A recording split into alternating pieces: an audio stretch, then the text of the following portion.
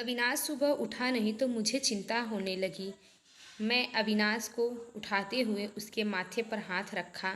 माथा तप रहा था। मैं घबरा उठी। अविनाश को तेज बुखार था। 2 दिन से वह खांस भी रहा था। मैंने कल इसी वजह से उसे ऑफिस जाने से मना कर दिया था, मगर आज तेज बुखार भी था। मैंने जल्दी से अविनाश को दवा लिखाकर माथे पर ठंडे पानी की पट्टी रखी। मेरे और अविनाश की शादी को अभी ज़्यादा वक्त नहीं हुआ था, 2 साल ही हुए थे। पिछले साल तक सास ससुर साथ में रहते थे, मगर कोरोना में मेरे जेठानी की मौत हो गई तो सास ससुर मेरे बड़े बेटे के पास रहने चले गए। इसके बाद कोरोना का प्रकोप बढ़ता ही गया।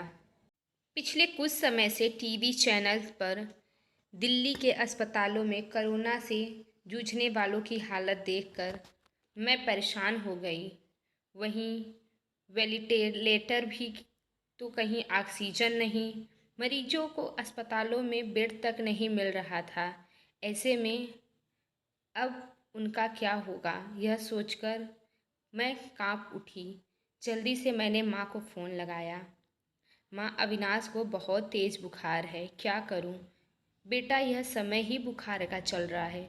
राजू भी कोरोना पॉजिटिव है, वरना मैं उसे भेज देती। हम खुद उसी की देखभाल में लगे हुए हैं। तू ऐसा कर, जल्दी से डॉक्टर को बुला कर और दवा शुरू करवा दे। हाँ माँ, यह तो करना ही होगा। मेरी सास की भी तबीयत भी सही नहीं चल रही है, वरना जेठ जी को ही बुला लेती। घबराना नहीं बेटी, धैर्य से काम ले, सब ठीक हो जाएगा। माँ ने समझाने का प्रयास किया। मैंने अपने पति का कोरोना टेस्ट करवाया। तब तक फैमिली डॉक्टर से पूछकर दवाएं भी दे रही थी। इसी बीच अविनाश की हालत ज़्यादा खराब होने लगी तो मैंने उसे अस्पताल में लेकर मैं भागी। 2 अस्पतालों से निराश लौटने के बाद तीसरे अस्पताल में बेड का इंतजाम हो सका। सास ससुर और जेठ भी दूसरे शहर में थे, सो मदद के लिए आ नहीं सकते थे। वैसे भी दिल्ली में लॉकडाउन लगा हुआ था। रिश्तेदार चाहकर भी हमारी मदद नहीं कर सकते थे। आस पड़ोस वालों ने कोरोना के डर से दरवाजे बंद कर लिए थे। तब मैंने अपने दोस्तों को फ़ोन लगाया, पर सब ने बहाने बना दिए। अकेली मैं पति की सेवा में लगी हुई थी। अस्पताल में मरीजों की लंबी कतारों और मौतों के तांडव के बीच किसी तरह मैंने खुद को बचाते हुए पति के लिए दौड़ भाग करने लगी। कई दवाई की पर्चियाँ लेकर भागती, तो कभी खाने लेकर, कभी डॉक्टर से गिड़गिड़ाती तो कभी थक हार कर बैठ जाती। मुझे कोरोना वार्ड में जाने की इजाज़त ही नहीं थी। बाहर रिसेप्शन में बैठकर ही पति को ठीक होने की कामना करती रही। उस पर पति की तबीयत अच्छी होने के बजाय और बिगड़ती जा रही थी। उस दिन भी डॉक्टर ने पर्ची में कई दवाएं जोड़कर लिखी। वह दवाएं लेने गई, मगर जो सबसे ज़रूरी दवा थी वह वहाँ नहीं मिली। अस्पताल में उसका स्टोर ख़त्म हो चुका था। अब मैं क्या करूँगी? बदहास सी मैं अस्पताल में बेंच पर बैठ गई। बगल में एक परेशान सा युवक भी बैठा हुआ था। मैं उसकी तरफ मुखातिब होकर पूछा, आप बता सकते हैं यह दवा कहाँ मिलेगी मुझे? तो उसने कहा, मैं खुद यह दवा ढूंढ रहा हूँ, आस पास तो मिली नहीं। मेरे दोस्त ने बताया है कि नोएडा में एक शॉप है, उसके ने कुछ दवाएं स्टोर कर कर रखी है, सो वहाँ वो मुझे दे देगा। तभी अभी जाने की ही सोच रहा था।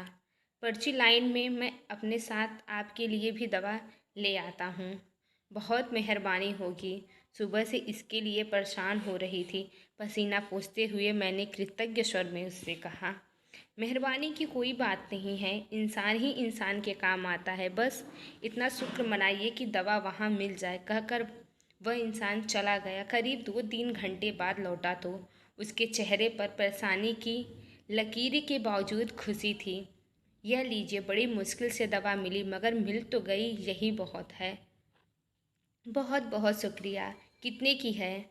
मेरा चेहरा भी खिल उठा। अरे नहीं, पैसे की ज़रूरत नहीं है, आप पहले यह दवा खिलाइए मरीज को, उस दिन के बाद से हम दोनों में बातचीत होने लगी।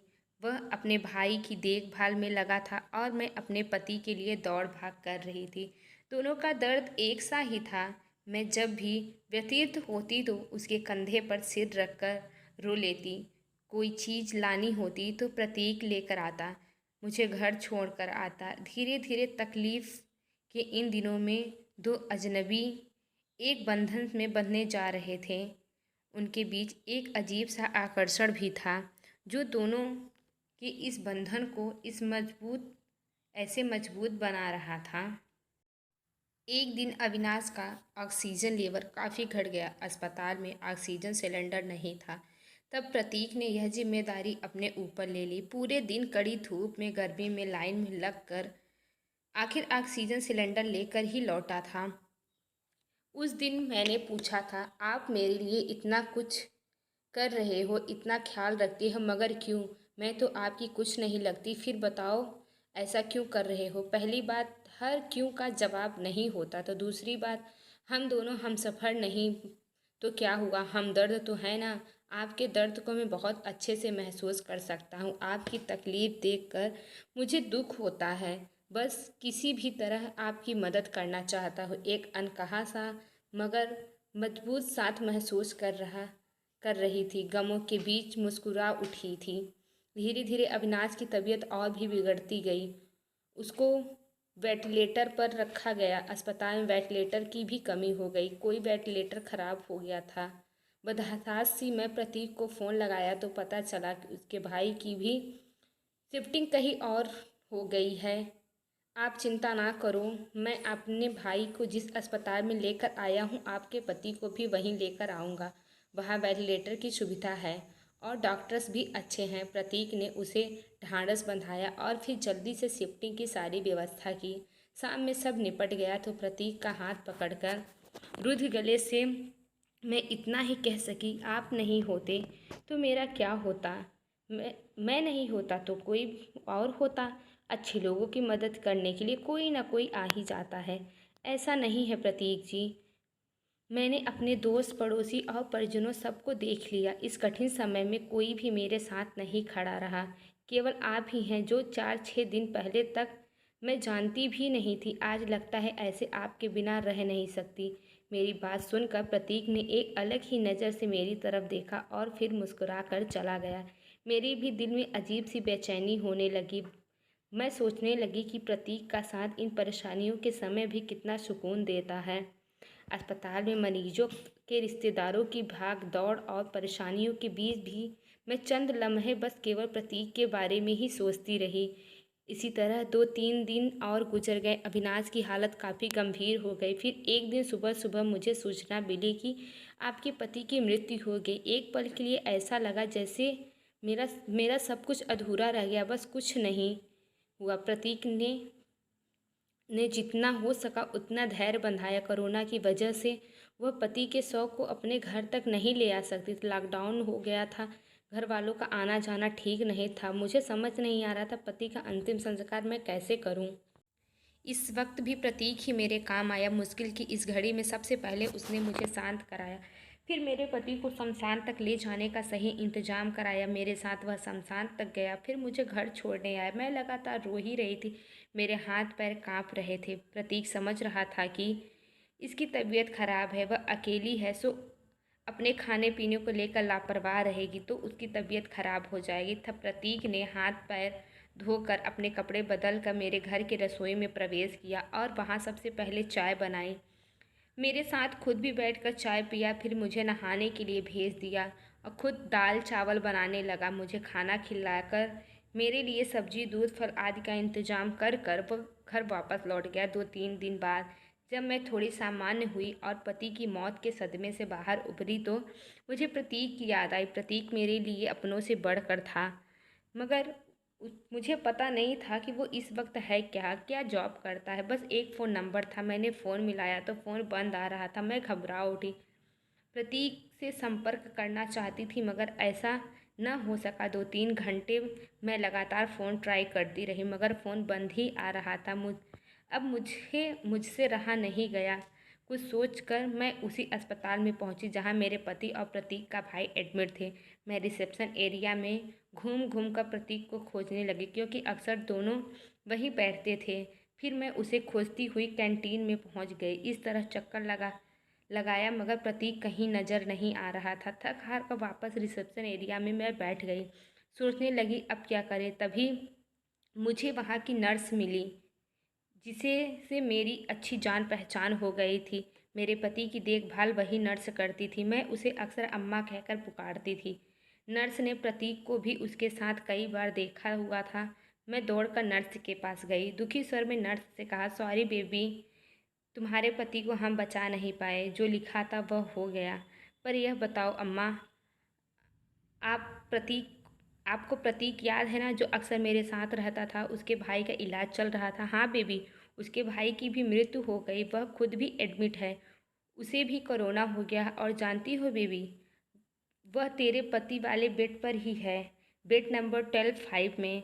सच अम्मा, आप उसे पहचानती हो ना? हाँ बेबी, पहचानती हो।